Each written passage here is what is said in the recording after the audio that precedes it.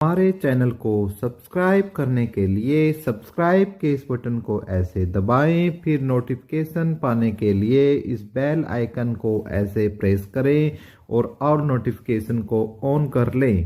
धन्यवाद। वेलकम साथियों, एक बार फिर आपके अपने चैनल एपिक एजू पर आपका स्वागत है दोस्तों।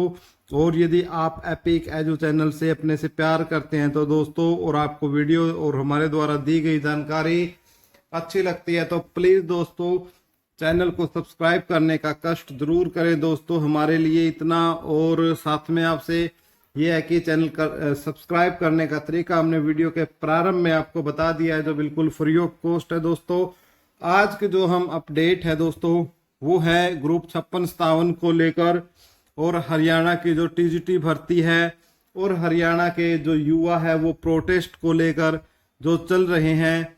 आगे जो प्रोटेस्ट है उस पर भी हम अपडेट देंगे दोस्तों।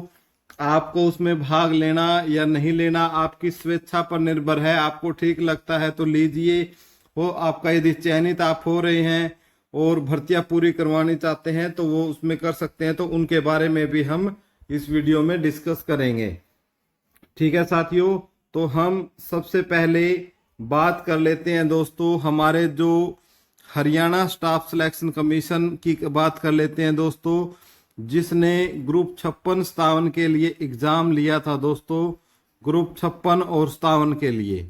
ठीक है, तभी से क्या है दोस्तों, इस भर्ती है जो एक बिल्कुल काले जो अब साया है उसमें ये आई हुई है भर्ती, और पूरी होने का नाम नहीं ले रही है। और भाई सरकार भी इसके ऊपर कहीं ना कहीं मजे ले रही है दोस्तों, क्योंकि यदि सरकार की मंशा होती इसको पूरा करने की तो ये कभी की भर्ती पूरी हो चुकी होती।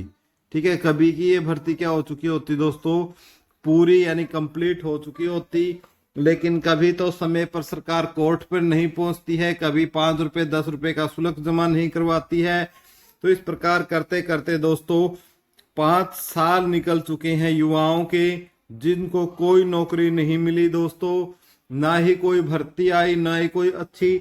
हालांकि ग्रुप डी की कुछ वैकेंसियां इन्होंने फिल करने का काम किया है दोस्तों, लेकिन ग्रुप डी में भी जो विद्यार्थी लगे हुए हैं वो सारे 56-57 और टीजीटी के ही साथी लगे हैं लगभग, यानी ज्यादा यदि पूरे नहीं तो 50% तो भाइयों जरूर लगे ही लगे हैं उस भर्ती में। जैसे ये भर्तियां पूरी होगी उसको वो छोड़ देंगे, यानी 50% बच्चों का यहाँ नुकसान हुआ है, जो बेचारे मर पढ़कर ग्रुप डी का ही एग्जाम में अच्छे नंबर ले पाते हैं।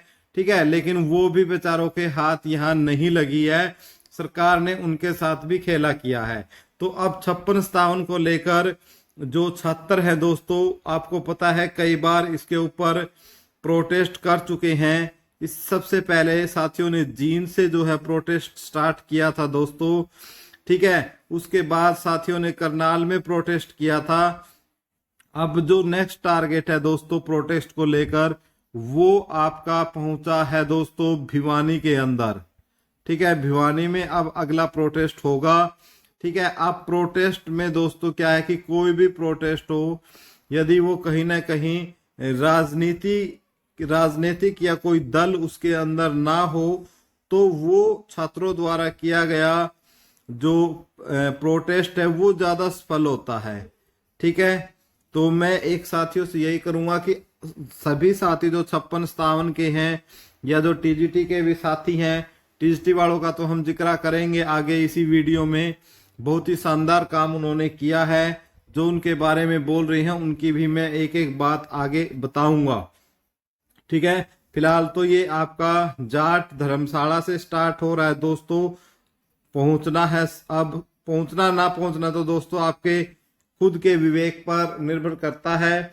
अपने घर वालों से परमिशन लेकर या घर वालों को भी साथ लेकर जाएं, क्योंकि यदि सिरों की संख्या ज्यादा होती है, सिरों की संख्या यानी जो हेड होता है, यानी जो हमारे सिर है हेड है, यानी पर काउंट, यानी कहने का मतलब है जितनी ज्यादा भीड़ होगी दोस्तों, हो सकता है उतना ही ज्यादा जो कुछ ना कुछ फर्क है दोस्तों वो सरकार के ऊपर राजनीतिक तौर से भी पड़े। तो फिलहाल तो ये आपके लिए अपडेट है 56-57 वालों के लिए। ठीक है, उसमें टीजीटी के लिए टीजीटी साथियों के लिए। और दोस्तों जो हरियाणा पुलिस के जो साथी हैं वो यदि इसको सीईटी से बाहर लाना चाहते हैं इस सीईटी को, ठीक है, तो वो भी इसके अंदर भाग ले सकते हैं। वो जो इनके जो भी प्रमुख इनके जो हेड है उनसे आप बात करके अपनी मांगे भी उसके अंदर लिखवा सकते हो, ठीक है। नेक्स्ट हम बात कर लेते हैं दोस्तों टीजीटी भर्ती की, ठीक है। यदि मैं टीजीटी भर्ती की बात करूं दोस्तों, ये भी एक हरियाणा स्टाफ सिलेक्शन कमीशन की ही एक भर्ती है जिसमें लगभग 7500 पदों पर भर्तियां पूरी होनी है। लेकिन अभी हालात क्या बने हुए हैं दोस्तों, जो टीजीटी भर्ती में जो हमारे साथी हैं जिनका चयनित होना है, जो भावी अध्यापक है, ठीक है, तो जो भावी अध्यापक है दोस्तों, भावी अध्यापक भी क्या है दोस्तों, सड़कों पर चलने को मजबूर है दोस्तों को, और धरना प्रदर्शन करने पर मजबूर है, ठीक है। रीजन क्या है, सरकार के द्वारा समय समय पर जो पैरवी है कोर्ट में नहीं की जाती, खुद अपने आप अपनी स्टेटमेंट दे के आते हैं स्टे के ऊपर, वो ऑन रिकॉर्ड, फिर उसके ऊपर फिर सरकार क्या है कोई लेटर जारी नहीं करती, कोई परमिशन नहीं कोर्ट से मांगती, ना ही कोई पत्र लिखती। यानी जानबूझकर क्या है इस भर्ती को अटकाया गया है दोस्तों विधानसभा चुनाव तक। अब दोस्तों विधानसभा चुनाव आ रहे हैं तो आपकी भर्तियां भी पूरी होंगी दोस्तों, ठीक है, क्योंकि लोकसभा चुनाव में तो इनका कोई मुद्दा था ही नहीं दोस्तों रोजगार को लेकर, ठीक है। तो ये इस मुद्दे को उठाना चाहेंगे विधानसभा में, और अब आपकी भर्ती का समय भी सही आ चुका है। अब कैसे सही आ चुका है दोस्तों, बच्चों ने Haryana staff selection commission office के सामने धरना प्रदर्शन किया, ठीक है, धरने पर बैठे दोस्तों, ठीक है। लेकिन क्या हुआ, कोई लाभ नहीं हुआ। उसके बाद साथी जींद प्रोटेस्ट में गए, ठीक है, वहां से भी कोई लाभ नहीं हुआ। करनाल पहुंचे दोस्तों, उससे भी कोई लाभ नहीं हुआ। उसके बाद जब लास्ट में जब आप पहुंचे हैं, पैदल यात्रा की है कोसली से लेकर पंचकुला तक की, ठीक है। अब जो साथी ये सोच रहे हैं कि हमारी इस पैदल यात्रा से हुआ है सब कुछ, तो एक तो मैं आपका ये भ्रम दूर कर देता हूं, यदि हुआ है तो इफेक्ट इसका भी है, क्योंकि सरकार की एक आंखें नहीं दोस्तों, सारी हमारे तो 2 होती हैं, इनकी 3 होती है दोस्तों, जिनका एक इनका खुद का आईटी सेल भी होता है, ठीक है, जो हम छात्र या हम सब की गतिविधियों पर तीखी नजर रखता है। जो फेसबुक पर क्या ट्वीट करना है, क्या फैलानी है बात, ट्विटर पर क्या फैलानी है, उन सब चीजों पर ये आईटी सेल नजर भी रखता है और समय समय पर उसको प्रचारित भी करता रहता है। तो जींद प्रोटेस्ट सब पर हमारी नजर थी, तो इफेक्ट पड़ा है सबका मिला जुला, ठीक है, सबका मिला जुला इफेक्ट पड़ा है। लेकिन अब ही क्यों पड़ा है दोस्तों, अब सोच के देखो कि लगभग लोकसभा चुनाव है वो समाप्ति की ओर है। लोकसभा चुनाव के बाद अब आगे विधानसभा चुनाव होने हैं, और विधानसभा चुनाव में जैसा कि आप देख रहे हो साथियों कि पहले से ही किस तरीके से इनके 3 निर्दलीय जो विधायक है वो छोड़कर, बीजेपी को छोड़कर शिफ्ट हो गए हैं दोस्तों कांग्रेस में, ठीक है, कांग्रेस में शिफ्ट हो गए हैं, आप देख चुके हो। तो इन सब बातों का इफेक्ट पड़ता है, और अब इनको सताने लगा है दोस्तों कि जो नेक्स्ट जो प्लान है आपका, जो 15वीं विधानसभा है, क्या उसमें बीजेपी सत्ता में आ पाएगी या नहीं। ये जो डर है ना, यदि छात्रों ने ये डर इसके अंदर पैदा कर दिया सरकार के अंदर, तो फिर चाहे जैसे टीजीटी भर्ती के ऊपर खुद बुलाया है, खुद विद्यार्थियों को बुलाकर मीटिंग की गई है, ठीक है, विद्यार्थियों को बुलाकर, स्टूडेंट्स को बुलाकर मीटिंग की गई है दोस्तों। और मीटिंग भी छोटी मोटी नहीं दोस्तों, हाई लेवल मीटिंग होती है दोस्तों, हाई लेवल मीटिंग्स होती हैं। और कुछ साथी बोल रहे हैं ना कि ऐसी छोटी मोटी मीटिंग तो होती रहती है, इनसे क्या हो जाएगा, तो उनका ये भ्रम है, ये छोटी मोटी मीटिंग नहीं थी दोस्तों।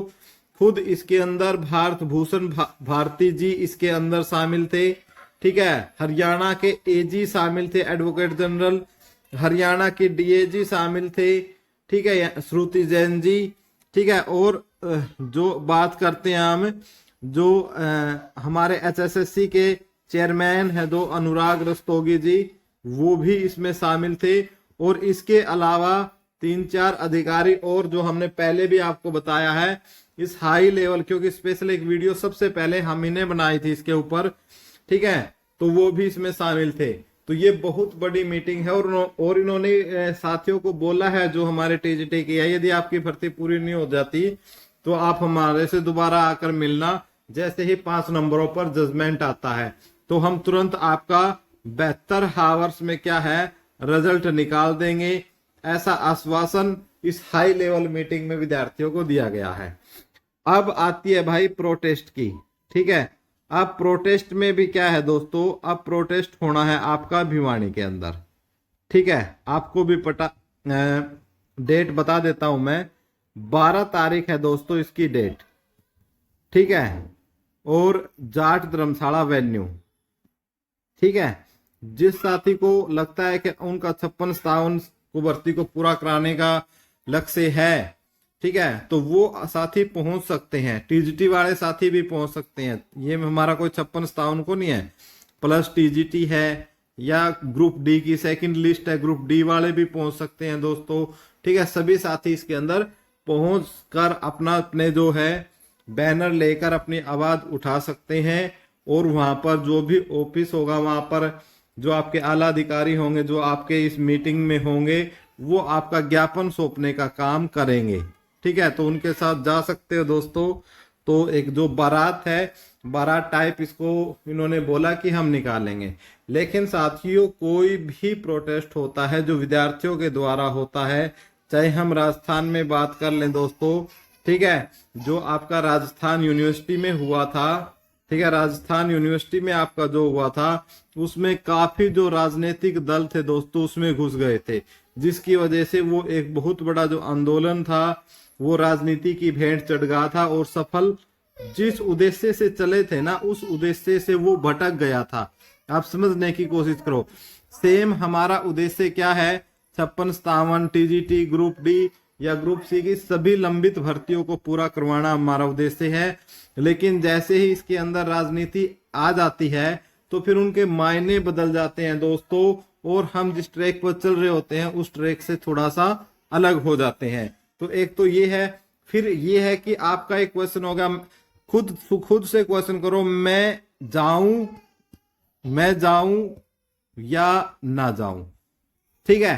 तो दोस्तों इसमें किसी की जोर जबरदस्ती नहीं है, आपको ठीक लगता है जाओ, क्योंकि इसमें भी क्या है, कुछ संप्रदाय में आपका जो है बढ़ चुका है आपका सिस्टम, जिसमें कुछ लोग नहीं जा रहे, कुछ लोग जा रहे हैं, ठीक है। तो वो उसको क्या कर रहे हैं, उसको क्या बोलते हैं, उनको मतलब ज्यादा बढ़ावा नहीं दे रहे हैं उन चीजों को, ठीक है। उनके अपने मत है, ठीक है, कुछ के अपने मत है। तो ये आपको देखना है खुद। मैं तो ये बोलता हूं जाओ अपनी भर्ती को पूरी करवाओ, सरकार पर दबाव बनाओ, ठीक है, जिससे जो भर्तियां है जल्दी से जल्दी पूरी हो सके। धन्यवाद साथियों, यही अपडेट थी आज के लिए। मिलते हैं नेक्स्ट